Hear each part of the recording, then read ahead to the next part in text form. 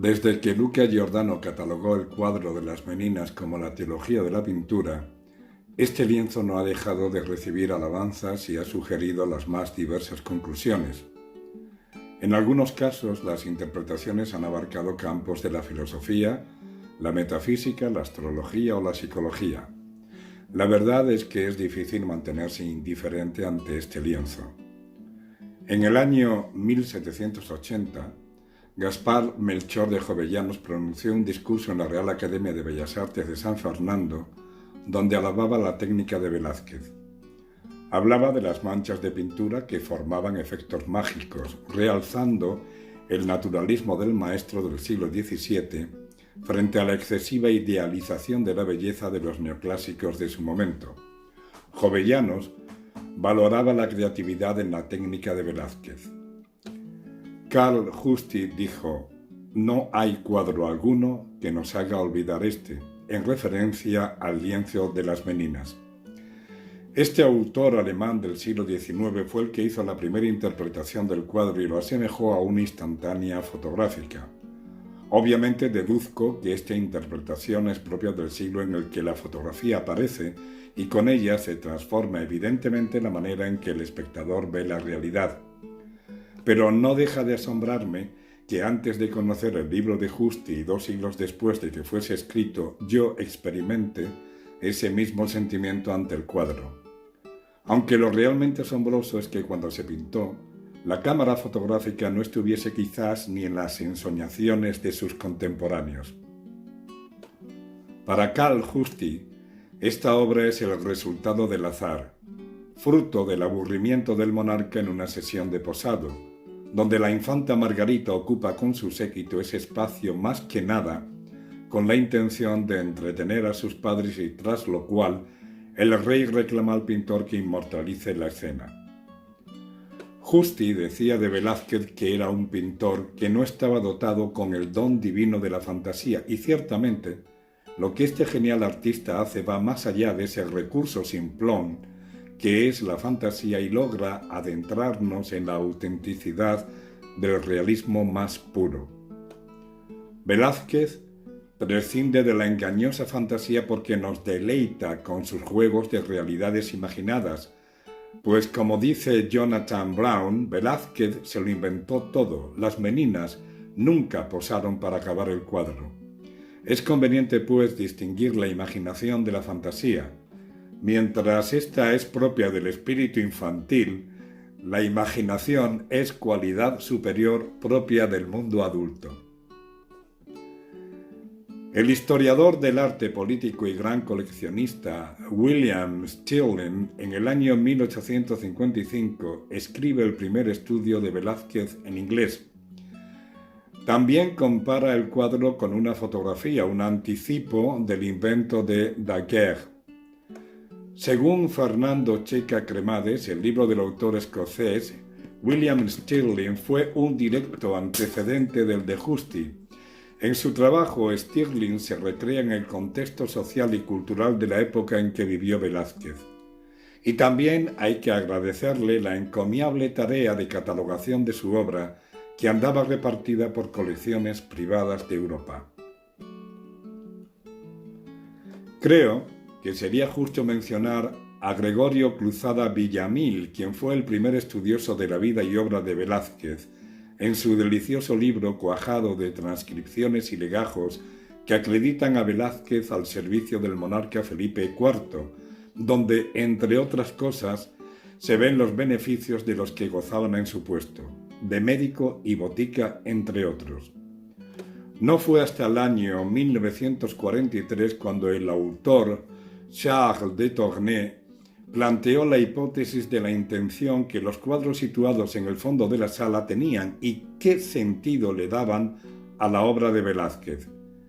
Se trata de unas copias de Juan Bautista del Mazo sobre sendos cuadros de Rubens y Jordaens, Minerva y Aracne y Apolo y Marcias. Según su teoría, estos cuadros pretendían demostrar el triunfo del arte divino sobre el oficio humano o la victoria del verdadero arte sobre la torpeza, lo que convierte a las Meninas en un símbolo sobre la creación artística. Para Fernando Marías, el cuadro es una manera ingeniosa en la que Velázquez le pide al monarca permiso para retratarlo. Se dice que en esa época al rey no le agradaba ser retratado y se supone que su pintor, con esta pintura que Marías cataloga de capricho conceptista, pretende ablandar su real corazón.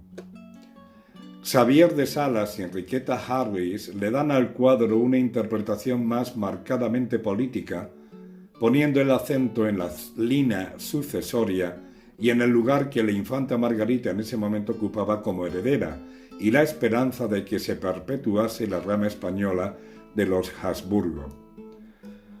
Algunos estudiosos, tomando en consideración la biblioteca que Velázquez tenía, han realizado otras curiosas interpretaciones. Uno de esos libros es la Iconologia ovvero descrizione delle immagini universali de Cesare Ripa, de lo que J. A. Emmons y Santiago Sebastián dedujeron que las meninas estaban cuajadas de símbolos y alegorías, atribuyéndole a cada personaje una interpretación. Fruto de los libros de astrología que el pintor tenía, surgen las interpretaciones de los que ven la constelación Corona Borealis en el cuadro al unir las cabezas de los principales personajes y donde la estrella principal, que recae sobre la infanta, casualmente se llama Margarita Coronae. Y ya en el colmo de los colmos, se habla también del día exacto en que está representado en el cuadro al estudiar la luz que entra por la ventana.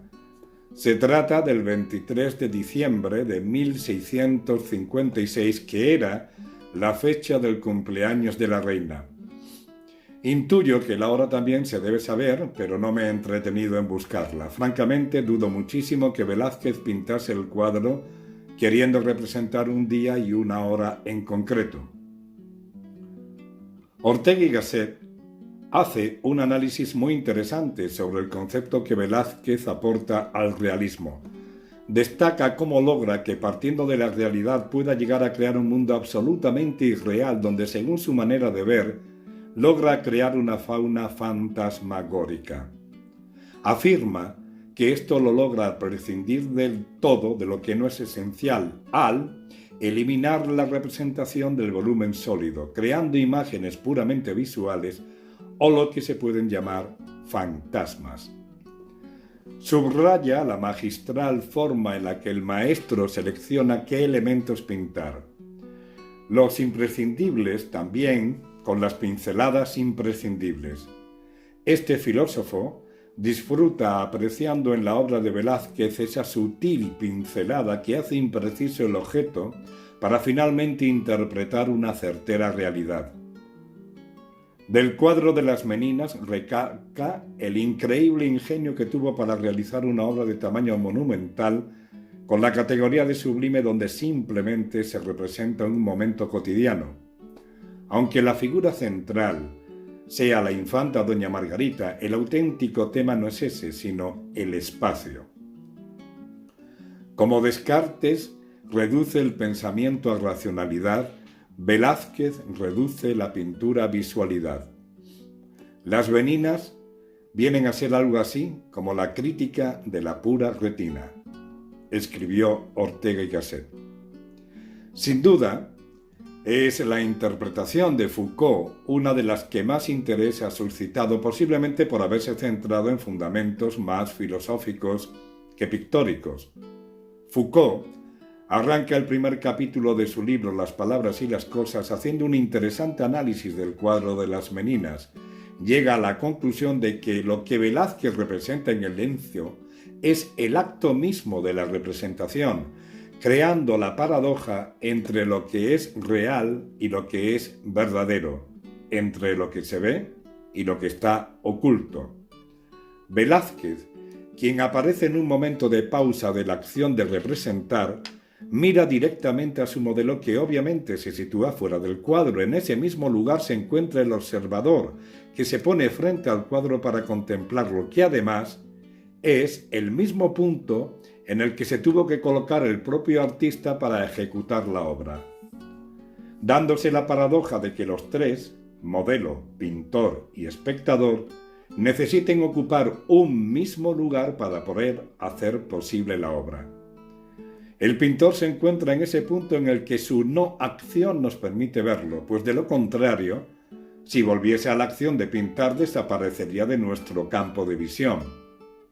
Lo cierto es que el pintor nos mira siempre que nosotros nos situemos en ese campo de visión que la trampa pictórica ha creado, dándose de esta manera una oscilación infinita, pues cada vez que cambia el observador cambia a su vez el modelo que el pintor está observando. Además, el hecho de que no se vea lo que hay pintado en el lienzo vuelto del revés hace que no sepamos quiénes somos ni qué hacemos. En referencia a la luz que entra por la ventana, Foucault la interpreta como la luz de la ilustración, que sirve como un elemento unificador de toda la escena y aunque la fuente de la luz no se vea, ésta posibilita la representación. Como el lenguaje, la luz posibilita que los objetos sean inteligibles o visibles. En referencia al espejo, Foucault destaca que siendo el único elemento de entre los cuadros que al fondo se puede ver, nadie lo está mirando. El espejo representa a los modelos, ya que son los personajes que el pintor está pintando. Con respecto al personaje que está en el umbral de la puerta que no se sabe si entra o sale, Foucault lo interpreta como la representación del espectador, pues es el que puede mirar la escena completa que hay delante. Aunque lo interesante es ese espacio que se encuentra fuera del lienzo y que es el punto de mayor interés para el filósofo donde se aunan el espectador, el modelo y el propio pintor, como ya mencioné anteriormente. Foucault involucra al espectador de una manera novedosa en la interpretación del cuadro para de esta forma convertirnos en cierto modo en artífices de la obra o al menos participar de una manera más activa en su contemplación. Desde su interpretación, el espectador forma parte cómplice de la vida de la obra como quizás ninguna otra pieza en el Museo del Prado. Motivado por la interpretación que de esta obra hiciera Foucault, Lacan también realizó la suya con la intención de ampliar su desarrollo sobre la mirada. Mientras que en Foucault el cuadro sirve para el conocimiento de la representación, Lacan destaca que la obra permite poner en cuestión el concepto mismo de esa representación. En un alambicado discurso, diserta sobre el elemento del espejo como una metáfora para hablar del propio individuo observador de la obra, a la vez que parte de ella misma. Por su parte, el catedrático de Bellas Artes y estudioso de Velázquez, Jonathan Brown, habla con mucha sorna del síndrome de la fatiga de las meninas, en alusión al cansancio que muchos historiadores han producido la enorme cantidad de estudios que sobre este cuadro se han realizado. Culpa, en gran medida, a Michel Foucault, o quizás a los que, aprovechando la puerta abierta del pensador francés, se han lanzado como locos a la búsqueda de nuevos enigmas y explicaciones sobre el cuadro. Para Brown no hay misterio que descubrir en las meninas. El cuadro es una muestra de maestría y de la gran confianza en sus propias habilidades. Velázquez con este cuadro desafía los cánones del arte occidental y a la corte de su época.